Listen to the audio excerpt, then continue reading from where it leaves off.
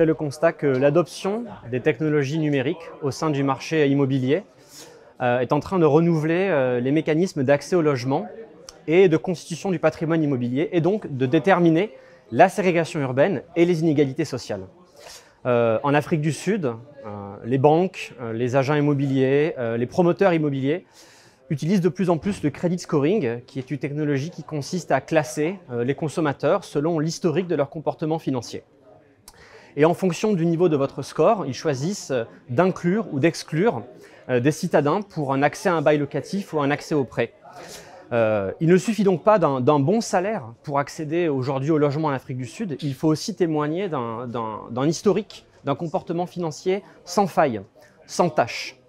Et ce tri social et spatial a, semble-t-il, l'apparence du scientifique, de la neutralité de l'algorithme. En réalité, le fait derrière cette gestion du score, derrière cette gestion automatisée de l'accès au logement par le recours aux chiffres, il y a un renouvellement des mécanismes d'exclusion de l'accès au logement en Afrique du Sud et donc un renouvellement aussi des inégalités sociales et raciales. De ce fait, le marché ainsi numérisé contribue au maintien d'une ville extrêmement inégalitaire.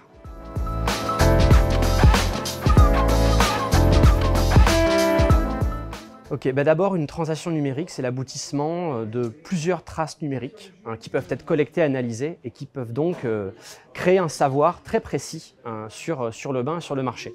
Aux États-Unis, par exemple, vous avez une plateforme comme Zillow, qui au départ était une simple site d'annonce immobilière et qui est devenue une plateforme très importante qui achète elle-même des biens, qui permet aussi l'accès aux prêts.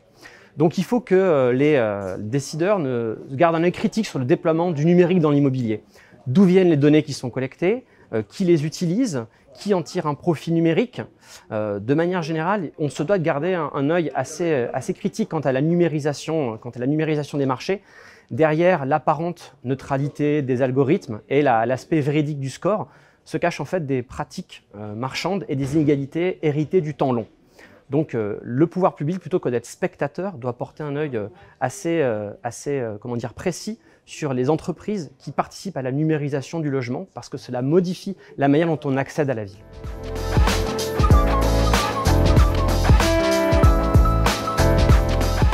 L'idée principale de ma thèse, c'est qu'on peut étudier la ville à partir des images, ou en faisant des images et en étudiant ces images.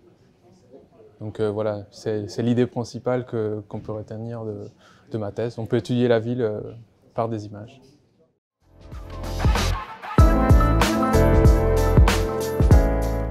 Je pense qu'à deux niveaux. Alors, dans le cadre de ma thèse, j'ai étudié les images à plusieurs échelles et à partir de plusieurs méthodes.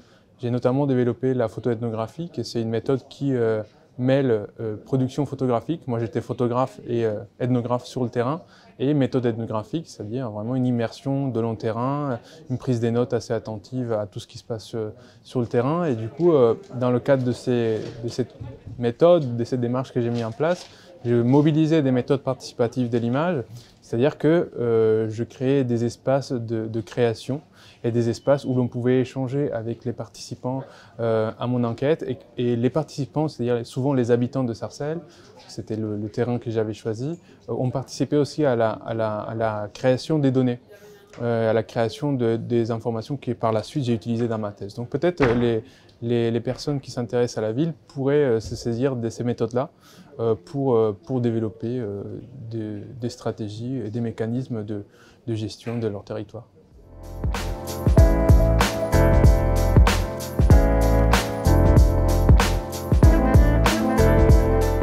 Plusieurs choses. Ma thèse confirme tout d'abord la conditionnalité du droit au logement.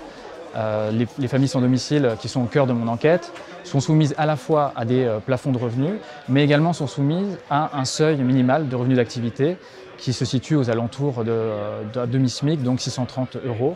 Et donc, ce que confirme ma thèse, c'est qu'il y a bien des barrières financières à l'entrée du logement social, notamment parisien. Ma thèse montre également les effets de l'inflation des dispositifs de relogement type DALO, accord collectif, mais aussi le logement temporaire créé récemment à Paris, sur les files d'attente. Et cette inflation des dispositifs a engendré une hiérarchisation des files d'attente et des inégalités d'accès au logement social, et c'est ce que montrent en partie donc, mes travaux de thèse.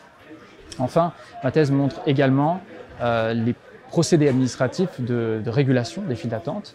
Parmi ces procédés, il y a tout un ensemble de stratégies temporelles qui sont mises en place par les administrations, type le rationnement de l'offre d'hébergement, la création de logements temporaires, mais aussi la prescription individuelle de délais d'attente, qui vont produire en fait donc ce que j'ai appelé l'administration latente, c'est-à-dire les administrations ne pouvant pas réguler l'accès, les flux de sortie vers le logement social, elles vont s'employer à mettre en œuvre des outils de gestion des files d'attente en amont du logement social.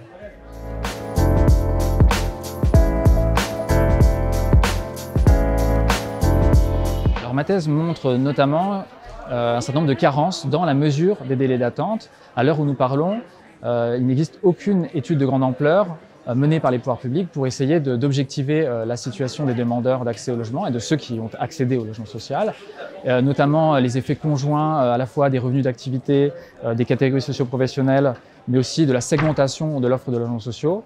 Aucune étude n'existe et je pense que cet angle mort doit être saisi par les acteurs de la ville.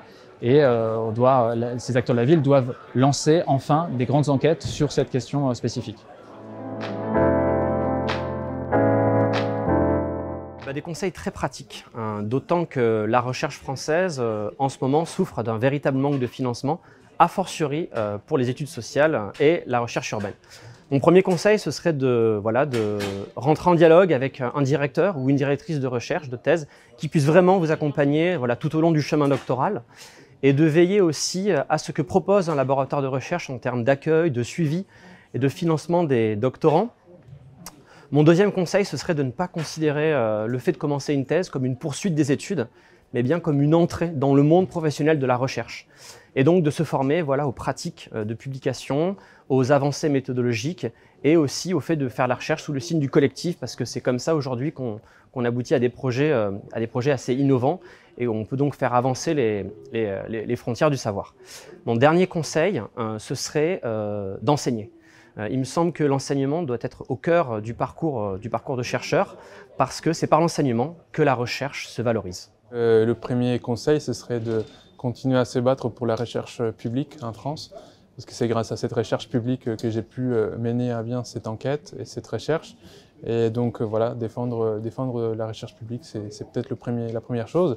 Et ensuite, je pense qu'expérimenter, continuer des expérimentations visuelles, audiovisuelles, multimodales, dans l'étude de la ville, c'est très important de ne pas la voir uniquement de manière très carrée comme on a pu l'étudier auparavant, mais essayer de voir des nouvelles méthodes et des nouvelles approches, notamment liées à tout ce qui est image et son. Ça pourrait être un grand plus et voir la ville autrement.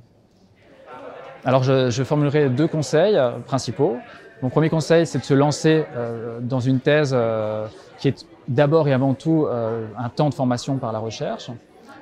Tout en ayant en tête bien sûr que cet engagement comporte un certain nombre de risques, un risque de précarité durable, un risque d'isolement aussi, mais aussi un risque d'absence de débouchés à la sortie. Et pour se prémunir de cela, et ce sera mon deuxième conseil, s'engager dans des collectifs de jeunes chercheurs précaires pour défendre les droits de ces chercheurs et pour aussi défendre le principe d'une ouverture de postes pérennes à l'université.